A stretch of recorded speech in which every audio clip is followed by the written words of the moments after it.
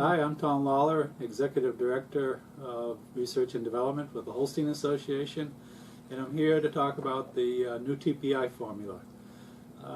Maybe it's the new TPI formula because we announced it for the December implementation, and then there was an improvement to the fertility traits by USDA, so that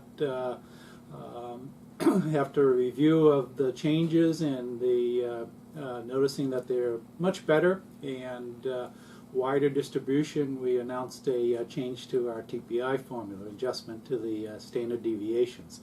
So this is really the first time I've had to talk to you about the improved performance of the TPI formula. We're quite excited about it, and I'd just like to point out a couple of interesting observations. So with the new formula, we introduced two new major categories, the feed efficiency index and also the fertility index.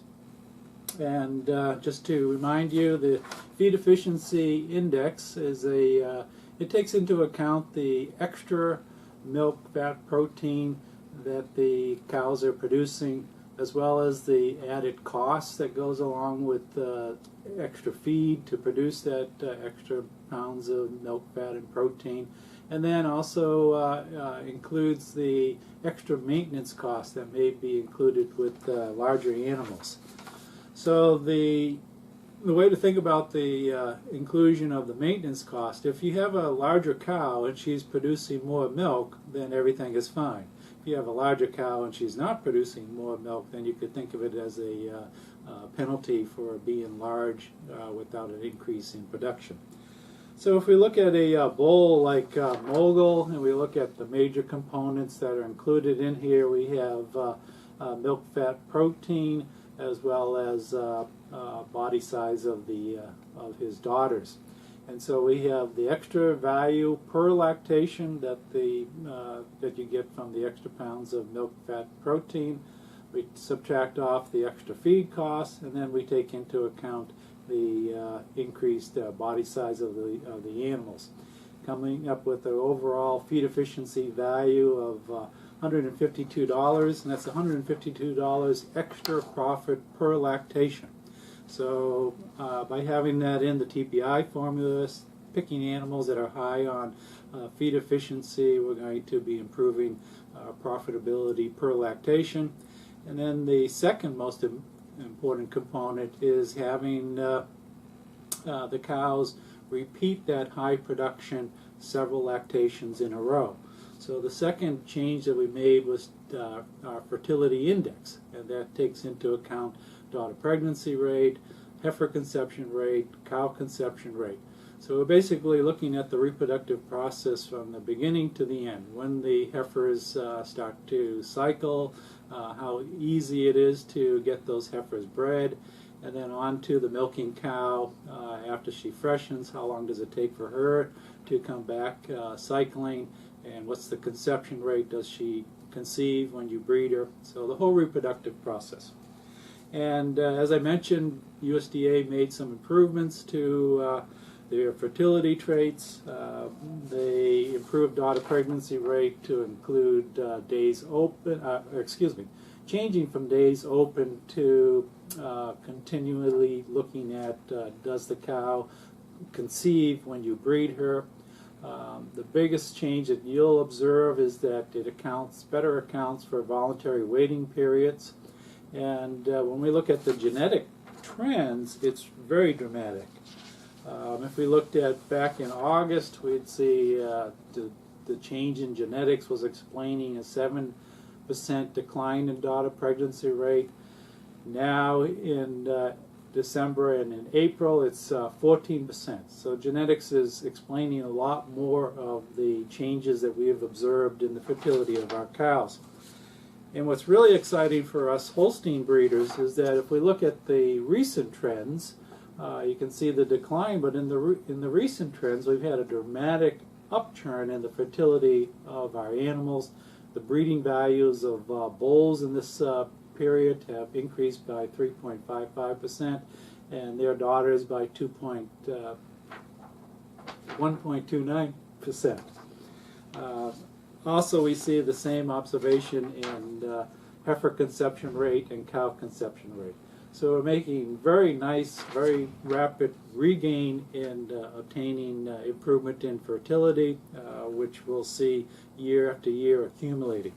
So that as that occurs, we want to make sure we have the proper balance between improving increased production per lactation as well as having the cow repeat that high performance time and time again. So we, at our recent genetic advancement committee, which we held back in March, we took another look at the TPI formula, made sure that we had the proper balance between production, fertility, and conformation. And the measure that we used was production of fat and protein per day of life.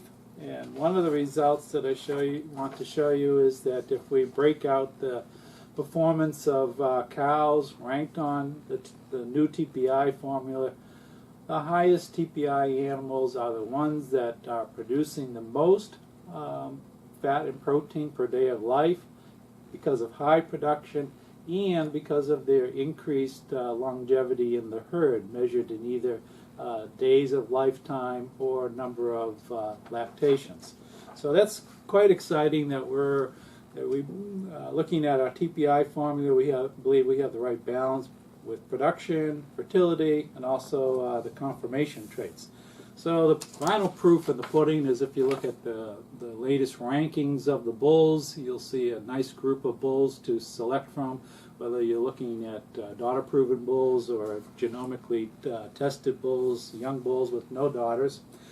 Just to go through some of the numbers that we have from the top 100, we have the available bull population, which is all the bulls that have semen available. And their average for pounds of protein, pounds of fat, pounds of milk would be 6 pounds of protein, 7 pounds of fat, 150 pounds of protein, for a feed efficiency value of plus $16. You look at our top 100 bulls, there's 33 pounds of protein, 44 pounds of fat, 936 pounds of milk, for an overall measure of feed efficiency of plus $96, an $80 advantage per lactation by using the top 100 bulls versus the average of the available bull population. On type, there's a nice improvement. The average available bull would be just around that breed average value of 0. Their value is plus 0.2. When we look at the improvement of the average of the top 100 TPI bulls for PTAT, it's plus 1.07, so an advantage of 0.87 by selecting bulls in the top 100. Similarly, for udder composite, it's an advantage of plus 0.87. For feet and leg composite, 0.93. And then on body size, it is a little bit bigger for the daughters of the top 100 bulls, but not as much as the other components of conformation. It's plus 4.4. But the fertility index, a dramatic difference looking at the top 100 bulls versus the available bulls. Available bulls, their fertility index is averaging minus 0.4. The fertility index of the top 100 bulls is plus 1.4. So 1.8 advantage for the fertility of the top 100 bulls. So high production, having that high production repeated several lactations, and having the proper conformation that will allow the cows to stand up to the added stress of producing more lactations over time and doing it easily and profitably. So the April run was everything we were hoping for. We're very excited about the new results. We think there's a lot of great genetics that are out there for you to look through and to select the individuals that you believe will improve your herd. And until next time, this is Tom Lawlor signing off.